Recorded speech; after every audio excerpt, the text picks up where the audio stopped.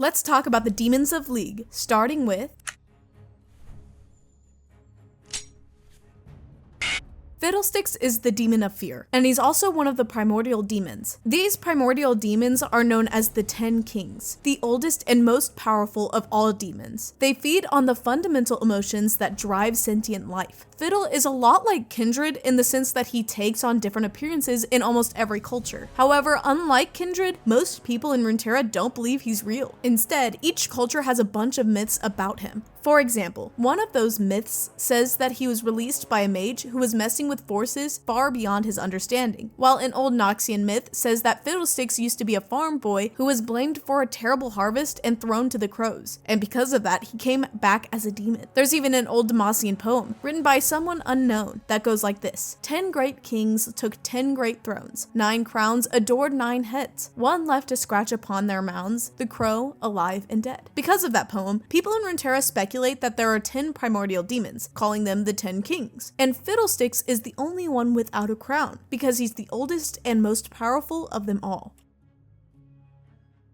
Just like Fiddlesticks, Ashlesh, also known as the Lord of Joy, is one of the primordial demons. This is revealed in a story about a multi-armed monster that was terrorizing the world along with its 9 siblings. Like I said, Ashlesh is the demon of joy. He feeds on joy in its most extreme forms, like delirium or obsession. He once tried to invade the realm of the gods to destroy the aspects, but he failed and was trapped in a lake in the 7th layer of the underworld. Eventually, a woman managed to make contact with the demon and struck a pact with him. In exchange, she gave up her life, her personality, her soul, and the ability to feel any emotion other than joy. That woman was Neela. He represents gluttony, despair, and addiction. And yeah, he's pretty old, like at least a few thousand years old. His true name is unknown, because every time he shows up, he presents himself in a different way, going by names like the River King, the Great Waddler, Old Yawn Belly, or Two Coats. His main trait is that he's always hungry, and his goal is always to satisfy himself with as much food as he possibly can. He's extremely manipulative, and he takes advantage of vulnerable people with his deals. He offers you whatever you want most, whether it's something material like money, or something more emotional like love or revenge. And if you accept it, you're just gonna fall deeper and deeper into those desires until you're completely consumed by your addictions. And in the end, you get devoured by Tom Kinch. For anyone who doesn't recognize the name, Tybalk is Tibbers. He's the demon living inside Annie's teddy bear. Tybalk was one of the most powerful demons who served Mordekaiser. The form Tibbers has right now isn't Tybalk's true form. He's actually a massive fire monster. After Mordekaiser's death, LeBlanc sealed Tybalk and sent him to the Ravenbloom Conservatory, where he was infused into a mage named Amelie Kisnar, with the goal of boosting her magical power. Eventually, Amelie started hearing Tybalk's voice, telling her she should join the flames and stuff like that. And then one night, he decided to tell her his story, talking about his past with Mordekaiser and LeBlanc. Amelie ended up marrying a guy named Gregory Haster, and before her daughter Annie was born, she transferred Tybalk into a teddy bear she made herself. That teddy bear was then given to Annie after she was born. After that, Amelie disappeared, and Tybalk became Annie's companion and guardian. Annie was born with fire magic inherited from her mother, and Tibbers basically buffs her powers. The difference is that most of his power comes from the teddy bear, unlike Amelie, who used the demon's power directly through her body.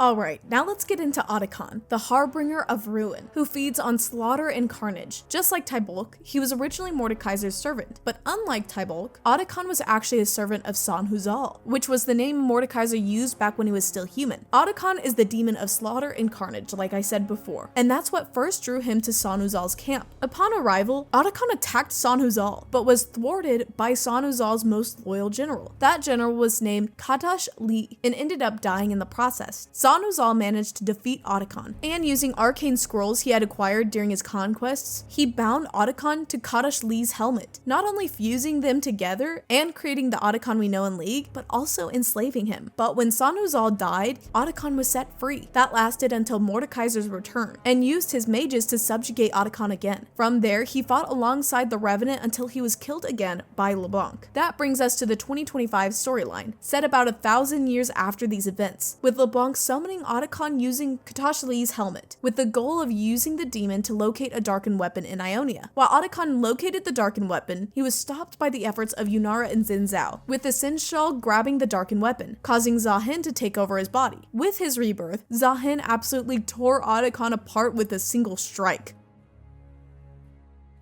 Just like Tybalk, Rom, also known as the Demon of Secrets, isn't a league champion, but he is connected to one. Right now, Rom is in a pact with Swain, so everything you see Swain doing, both in-game and in the lore, is power coming from Rom. Rom is usually represented as a raven with 3 red eyes, which references real-life demonology, where Rom is the Great Earl of Hell, with 30 legions of demons under his command. One of those ravens even showed up at the end of Arcane, which could suggest that Swain saw everything that happened in the series while gathering info. But I'm saying could because Arcane's timeline is super confusing and doesn't match the lore we already have. So maybe Swain hadn't made the deal with Rom yet at that moment that Raven shows up in Piltover. We don't know how old Rom is or where he came from, but there's a lot of people searching for his power, including the Black Rose. That's why he was trapped inside an Immortal Bastion while they were trying to use his power against the ruler of Noxus at the time, Borum Darkwill. During the war in Ionia, Rom offered Swain a deal. Swain was crippled and basically out of a job because of Irelia, and that's how Swain gained the demon's power, getting a new demon arm to replace the one that was ripped off courtesy of Rom. Nocturne feeds on the fear caused by nightmares, and his story is actually really interesting. But before we get into that, drop a like on the video, subscribe to the channel, and consider becoming a member. You get access to a bunch of cool perks like choosing video topics or watching videos early. And a special shout out to some of our members, Aaron Gabriel 4284 and Angela Merkel. Sorry if I butchered that up. Thank you for being members and just wanted to shout y'all out. Now back to Nocturne. At the end of the Rune Wars, a group of mages used shadow magic to abandon their mortal bodies and enter the spirit realm, more specifically the realm of dreams, with the goal of assassinating their enemies. Over time, people started getting absolutely terrified of that, and from the collective fear, Nocturne was born. He killed all the mages who were inside the dream realm, and because of that, knowledge of shadow magic ended up being banned, with some places even applying the death penalty to anyone who practiced it. After a time, Nocturne began to starve because no more mages were using the magic to enter the dream realm, so the only way he could feed was when mortals fell asleep. However, after a lot of experimentation, he figured out a way to stay in the material world. These days, he goes around doing stuff like what he does in the cinematic Salvation and in the short story For Demacia, where he gets defeated by Garen and Lux, with Lux being the one who exorcises him out of a kid's body.